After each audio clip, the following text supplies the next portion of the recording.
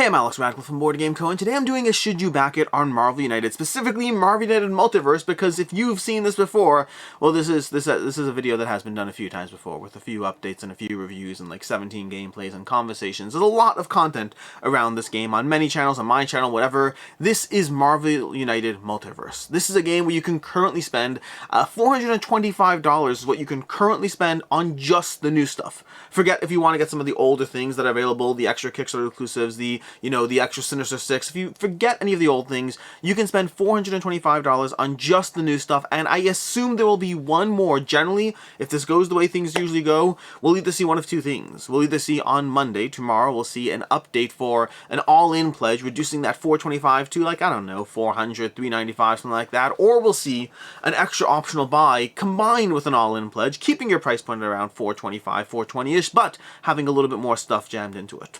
We're going to go into a bunch of things throughout this. I'll have timestamps down below to the relevant sections, including every single one of the optional buys. I'll be going through what they add, a very quick overview so you're quickly up to date if you've been following the campaign, but if you want a full update on everything, what things add, what I personally recommend, all that kind of conversation, both from a personal interest aspect as well as, holding its value and all those conversations. We will be diving into it, but before we do, the first and most important thing I'm going to say is twofold. I'll say two things as a baseline before we dive into anything.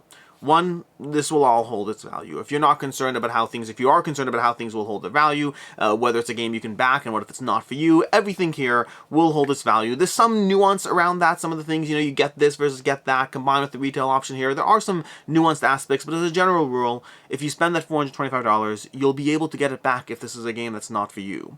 This is a game that's generally in demand, has continued to be in demand. The exclusive content is out there. There's 14,000 people backing this campaign. There's going to be people who continue to find this campaign.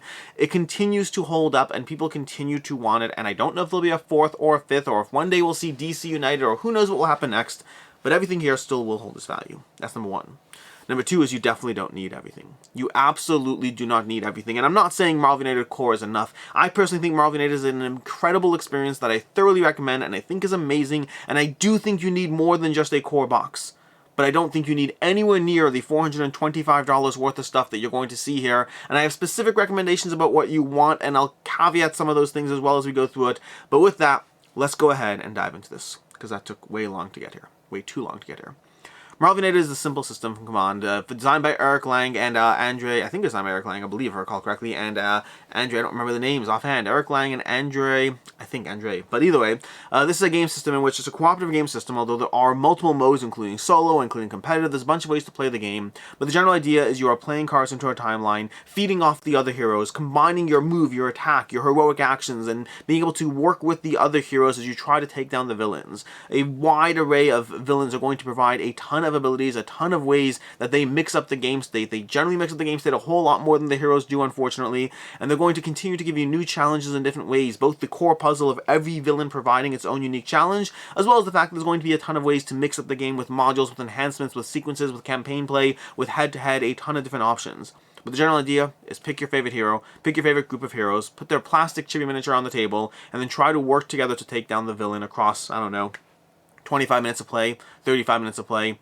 It's a quick playing game, it's quick to teach, it's quick to play, you can mix it up, you can go through 4 or 5 games in a row in a game night, you can play it with your kids, you can play it with your friends, you can play it with whatever, and solo, tons of options for this game, but that's the general idea. This is a game where you can pick it up for like $15, $20 if you're willing to wait for the next Amazon sale, the next Walmart sale. You can regularly find core sets of this game available on the cheap if you just want to get a taste of what the game experience is. Although, like I said already, I do recommend having more than just the core set content. You generally want to have, I don't know, let's just make up a magic number. Let's say you want to have like 50 heroes is a good number, and 15, 20 villains is a good number, although really honestly 30 heroes and 30 villains would be much better because the villains being so much more to the gameplay experience.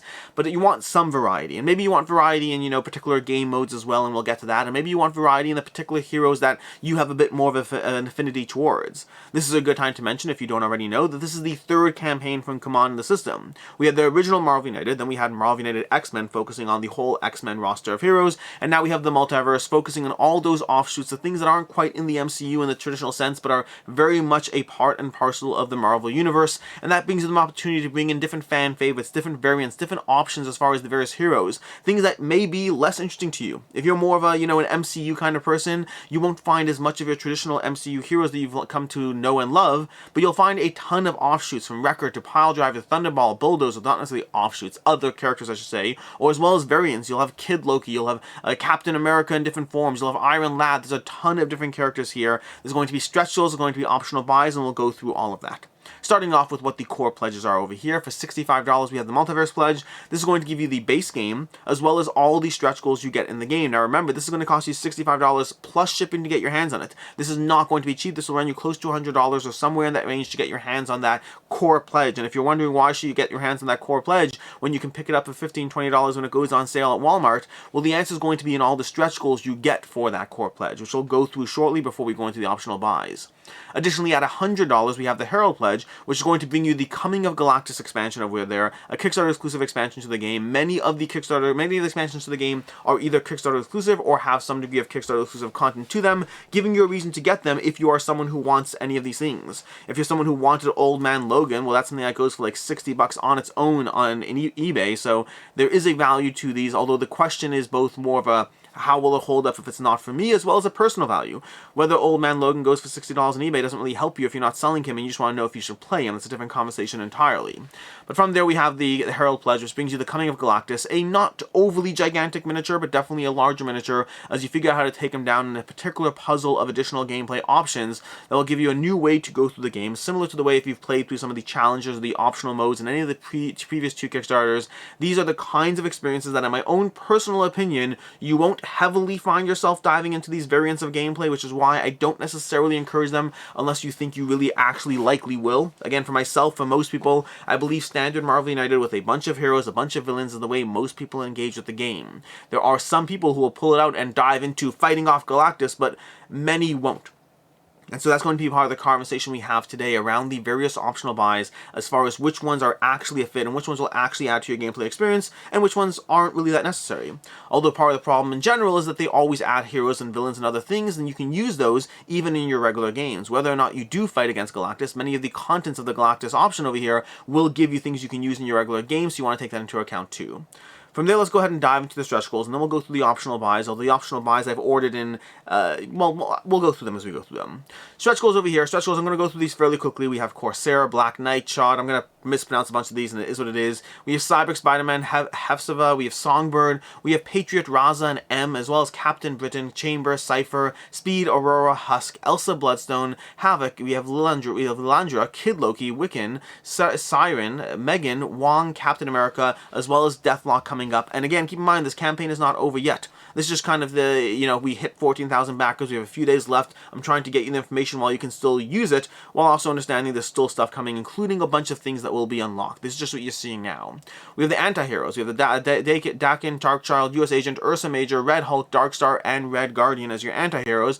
And for the villains, we have Claw, Chameleon, Titania, Crimson Dynamo, Abomination, Absorbing Man, Crossbones, Maximus, Iron Patriot, High Evolutionary, Hobgoblin, and Blastar as your current villains. Again, these will all drastically mix up the gameplay experience as far as giving you different challenges or puzzles or how they operate in the game. Then additionally, you have the classic equipment retail, the classic equipment promos. Basically, one of the changes of the Multiverse over here is that they gave you equipment, another way to differentiate your hero from other heroes in the game, another way to mix up the experience. And they're also giving you a variety of equipment for other things in the game previously if you want to have stuff for your old wars backwards compatible. Not for everything, which is why they also have generic equipment. So for those characters who don't have official equipment, generic equipment will give them a way to use the equipment modules. Now, it won't help your characters feel distinguished, which is the entire point of the equipment, but at least it'll give them something to play similarly to the other heroes if you just got used to that way of playing instead. Then we have the team decks. We're going to come back to these, but these are specific team decks that you can unlock as far as the exclusives over here. We'll explain what they are shortly because there are optional buys for these too. We have a bunch of those team decks slowly adding. We have Shield, Swordbearers, Young Avengers, new superhero and supervillain cards. Well, those are not team decks, those are just new superhero and supervillain cards. And those are all the things you're currently getting for your stretch goals before we start diving into the optional buys. This is all the stuff that makes your $20 game turn into a $100 game, and you have to decide if it's worth it.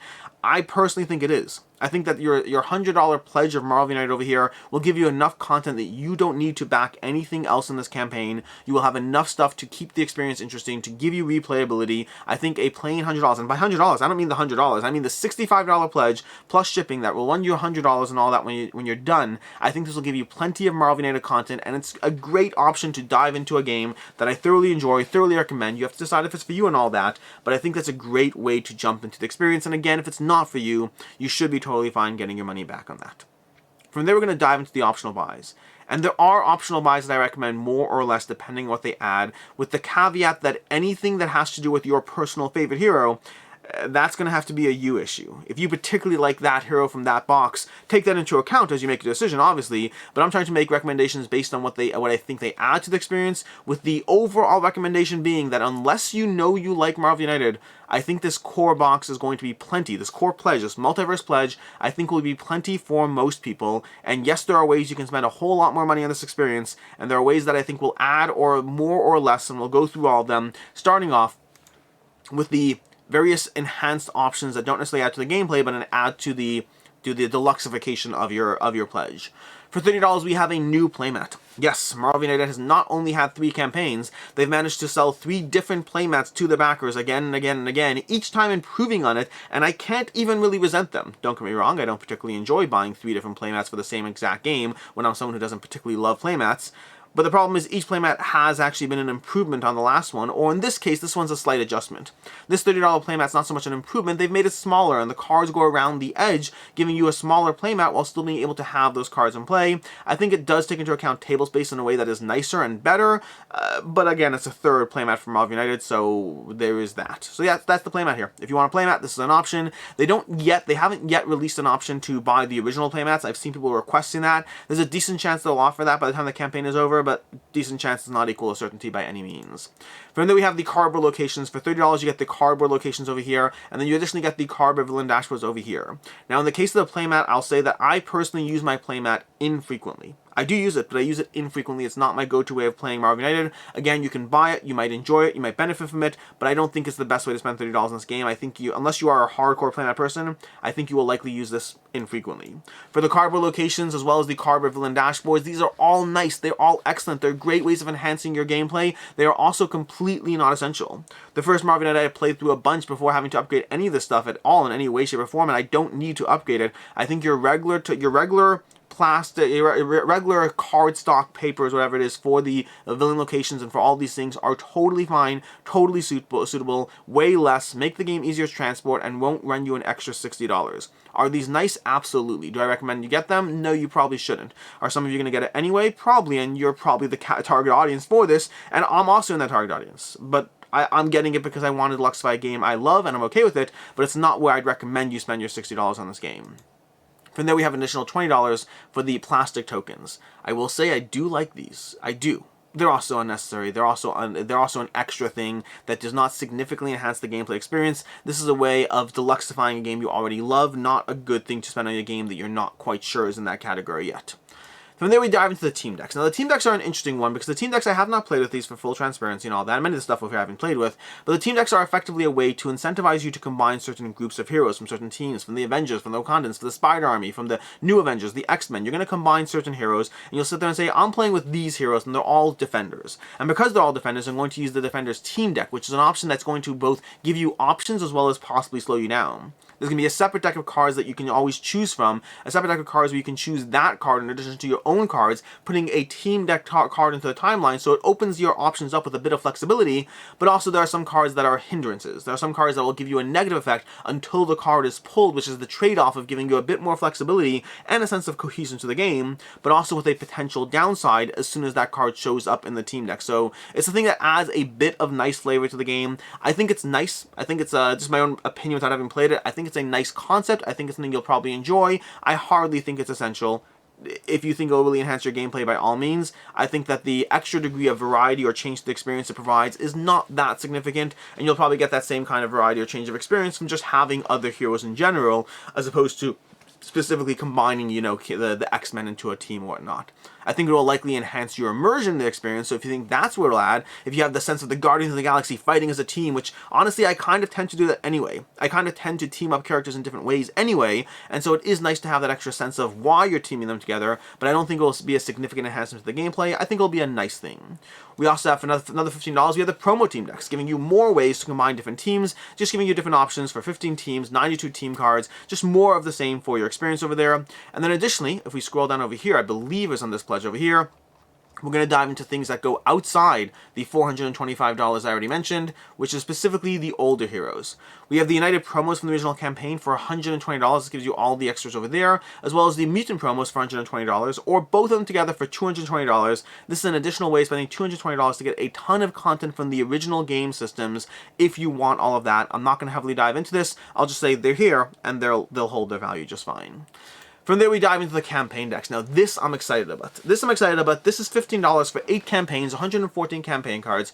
And from having played through Infinity Wars, Infinity Wars or whatever it is, Infinity Gauntlet, from having played through the Infinity Gauntlet system, this effectively gives you ways to run campaigns of 4 to 5 games apiece, where it's going to give you a specific reason and a way to join up. You'll have, you'll go through the Age of Apocalypse campaign, where you go through game after game after game. You have an initial pool of heroes you can work with, and as they die or as things happen, you may have to choose specific heroes, specific locations. It gives you a sense of theme to your game. If you've watched myself play through the Infinity Gauntlet gameplay, I have a full video. It's an hour and 40 minutes, 4 games of Marvel United back to back as we play through the Infinity Gauntlet, and we kind of did what these team decks are doing in the sense that we sat there and we said we're going to play with these locations because they're thematic, and we're going to use these heroes because in the game these heroes fought against this villain, and so it gives us a sense of tie-in to elements from the movies, from the comics. It gives you a sense of story to what you're playing through, and this to me, for $15, if I was going to get one thing in addition to like the core pledges over here, it would be these campaign decks, because I think they will give you a lot of fun in terms of the way you can go through specific aspects of the game, giving you 7 or 8 campaigns, 8 campaigns to your game. That's 32 games of Marvel United, for the, or a little more because it's 4 to 5 games a piece, and that I think is a great price point for something that will give you a good, solid sense of theme. This is possibly my favorite optional buy as far as what it brings in terms of the gameplay experience and the cost to that gameplay experience. I highly recommend it. From there, we have the start of the various optional buys that are the more expensive, the $35 to $40 optional buys, each of this adding more characters as well as sometimes more content. And I've ordered these from what I think are the least to the most significant as far as what the changes that they bring in terms of just being least. Well, we'll start. Let's go ahead with the War of Kings. War of Kings for $35 is going to bring you more characters, and the first few of these bring you more characters with minimal gameplay changes. We have Vulcan, Lockjaw, Crystal, Medusa, Black Bolt, Gladiator, Gorgon, Trident, Karnak are going to be the additional characters you have over here. You can have some different additional options or tokens that they add, but for the most part, it's just more characters with some slight changes to them. Not a significant gameplay change, it's just more stuff, which is not necessarily a bad thing, but for $35, I think this one's an easy pass unless you specifically want those characters. If you're trying to be conservative with what you spend and what you get out of that spend here, I think this one's an easy pass.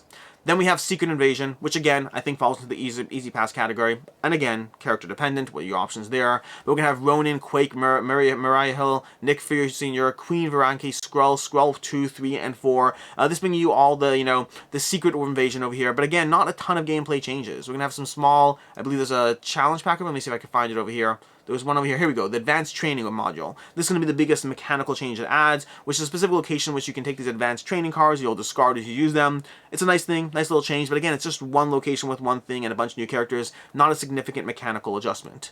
From there, we have Annihilation, which again, would still recommend passing on for $30 over here. This is the cheapest so far. We have Nova Prime, Annihilus, Phyla-Vel, Quasar, and Moondragon. Just a bunch of extra content. If you're particularly interested in the content, different story. We have the Complications Challenge. That's going to be the mechanical changes beings. The Complications Challenge is going to be getting these extra cards over here that will go into as soon as they're in the Master Plan deck, you're going to have some sort of complication added thing. It's a nice little twist, nice little adjustment in difficulty, but it's not anything major in what it brings. It starts to move into, but then you combine the price point and what this potentially adds to the Master Plan. This one potentially I could consider starting to recommend, but you don't get a ton of content. It's a smaller price point because you don't get as many heroes and as much of that. I think you have to really want those complications, and if you do, then sure, go for this one, but I don't think it brings a ton of extra stuff. Then from there we have the Age of Apocalypse. The Age of Apocalypse at $35 is going to bring you X-Men, Sabretooth and Wildchild, Morph, Magneto, Apocalypse, Dark Beast, and Nemesis, and it's specifically going to bring you Dark Beast Challenge. In addition to the heroes, and again, all the heroes, I'm only loosely going through these to not make this video 45 minutes long, but all the heroes over here are going to bring additional things to the gameplay, but specifically we have the Dark Beast Challenge over here, which is going to replace the way you interact with the game, giving you one of those additional puzzles. If you've played through Sinister Six, then you know or any of the many of these things in X-Men United as well, it gives you an additional way, a change to the entire formula of the gameplay, in the kind of experience that, frankly, you likely won't go into that often. Again, see the things I said previously about, Galactus and whatnot. For the most part, people tend to play Marvel United by diving into the same gameplay with just adjustments to the villains and the heroes, as opposed to heavily influencing. That's, again, why I think the campaign deck, this, to me, is giving you one change to the gameplay, but with a whole new rule set you have to learn, as opposed to if you have that campaign deck over here, the campaign decks are going to give you 4 to 5 games in a row that give you a different sense of feeling, a sense of variance, but it does so with a whole lot more for a very short price point, very cheap price point, without even changing the rules up in a meaningful, large way that makes the experience harder to dive into, which is why I'm so excited about the campaign deck over there. But again, this is all nice. This is great. I'd have no problem with this. I think it's solid, but I'd still recommend passing on this one. That's going to be the Age of Apocalypse. And then from there we move into the Sinister Six over here. This one does look fun, and it also looks to be a significant improvement over the original Sinister Six, and yes, you can also get the original Sinister Six in this campaign too, as an optional buy as well. See, the Maximum Carnage is going to bring you Morbius, Scream, Scorpion, Demogoblin, Dark Carnage, Shriek, and Doppelganger, all playable villains you can use on their own just for the sake of having villains, and if you've seen my comments already, I think that the villains bring more variety to the gameplay than the heroes, so I highly recommend a villains pack significantly more than I recommend a bunch of heroes with one new villain. But with that said, this also brings you the new Sinister Six gameplay, which is going to be this way of interacting with the game by fighting against these villains on their own, a kind of one versus all of the gameplay. Again, similar to the original Sinister Six, with the key difference is that you can mix up the heroes, the villains in this. The original Sinister Six gave you a single board, and you had the same Sinister Six again and again, and it gave you one change to the gameplay. You mix together all the Sinister Six, and again, you can check out a gameplay on my channel. I've played through both Infinity Gauntlet and Sinister Six recently, not knowing, by the way, that we were going to have new Sinister Six, not knowing they're going to be releasing all these promos or the campaigns, just because I wanted to dive into the game and it was a good time to do so. But the new Sinister Six challenge is going to give you that variety, the kind of the same idea of what the Sinister Six did, but with more variety, because if you get it on the Kickstarter over here, you're going to have all the original Goblins and Sinister Six characters mixed in, so you can mix around with them in different ways and have, let's see if I can find a picture over here.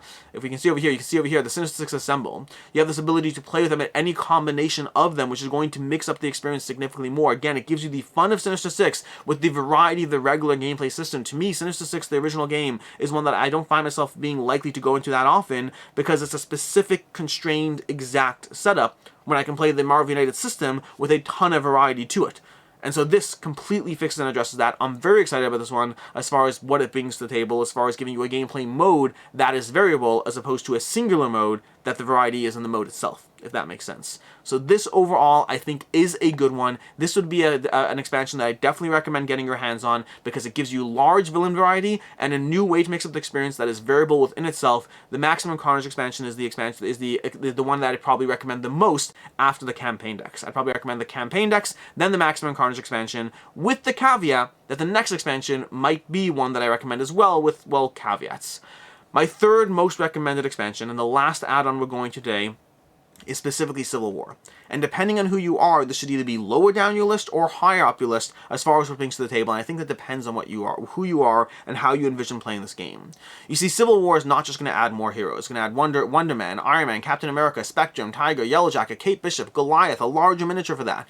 But it's also, and we have if you buy the exclusive version on Kickstarter, you get Hulkling and Iron Spider as well, so it's giving you more heroes, which is great. You'll notice a distinct lack of villains, which, based on the things I've said until now, is the thing I recommend the most, but we also have Civil War specifically bringing you two different ways to play Marvel United as a competitive game. To play Marvel United as a head-to-head game where the heroes are fighting each other. It's not just a competition. If you played Marvel United X-Men, they gave you a way of being a kind of competition in the game. This is straight up head-to-head Marvel United with two different ways to go through the registration wars, or alternatively just have a head-to-head direct fight with each other. It gives you two ways to have that experience, which means it is either an excellent expansion which gives this game an entirely new way to play, a competitive twist to it, something that will be excellent and amazing, or for me it's third on the list because Marvel United to me is a cooperative experience. Marvel United to me at its core is something that I enjoy cooperatively, and I don't know if I'm going to enjoy it quite as much competitively. I think the game is potentially a little too light to be a strong competitive experience, versus it's the exact right amount of lightness to be a strong cooperative experience. So for me, I think Civil War, I recommend it to be the third highest on this list because it completely mixes up the way you will experience Marvel United. But the reason it's number 3 as opposed to 1 or 2 is because I think it's not necessarily my go-to way of playing Marvel United. For me, with all these optional buys, and again, if you buy the $100 original Galactus Pledge, as well as all of these new things, forgetting the fact that the original Sinister Six, forgetting the promo packs and all that stuff for the original stuff, and you also have access to some of the plastic token pack as well. You can buy the original plastic tokens for like another $40 as well. So there's ways to spend $800 plus in this campaign, but I'm saying even if you just get all the new stuff, you're looking at spending $425 as of now before we have the last final piece of information. That's what you could spend. That's not what I'd recommend spending. I think if you're a hardcore interested in this game, there's ways you can spend a whole lot less, and specifically my recommendation would be the Multiverse Pledge, combined with the campaign decks, combined with the Maximum Carnage, and possibly combined with Civil War if you think it's a fit for your group. And I think that will give you a large variety of characters, a large variety of villains, a large variety of ways to play the game, a large variety of ways to play the game in a way that I think are more likely to be experienced, and also giving you head-to-head play if you're looking for Civil War. And we'll do all that for closer to the $200 price point, which is still more than you need to spend. And I think you can still cut back. This is just my recommendation as far as what I think adds the most while trying to be conservative with what you spend. Or alternatively, wait till tomorrow when they drop the all-in pledge and go ahead and buy whatever you want for this game. And that's Marvel United. That's basically where we are. The should you back in it, it's pretty simple. Everything here will hold its value, not really a question there. It's really a question of how much is this system worth to you. I did a full video on a long time ago. After the second campaign, I did a full video of why I spent so much money on Marvel United, buying all in on the first campaign, buying all in the second campaign, and I will be going all in on the third campaign. But I'm doing so knowing what the system is for me, and knowing how engaging the system is for me, and knowing that it's both a literal toy that my kids play with on the table every single week. Just today, I had it out and my kid was playing through the original Marvel United characters, playing through Captain America, playing through Iron Man, not playing the game, just playing with the literal minifigures on the table, because it's a toy in every sense of the word. It is a toy for them. It's a toy for me. It's a game that I enjoy playing through. It's a system that I have played, literally, again, same day, playing it with another member of my game group, just playing Marvel United head-to-head as we do. This is a fun system that I thoroughly enjoy, and I can justify what it adds to my collection and the value it gives me. But it's a lot of money. So try to be conservative with what you spend. Try to spend what you think makes sense for you if you're interested in this game. Or alternatively, you've just sat through 25 minutes of me talking about a game that you're not even interested in at all. In which case, I appreciate you being here. Thank you so much. My name is Alex Radcliffe from Board Game Co. And as always, I hope you have a good one.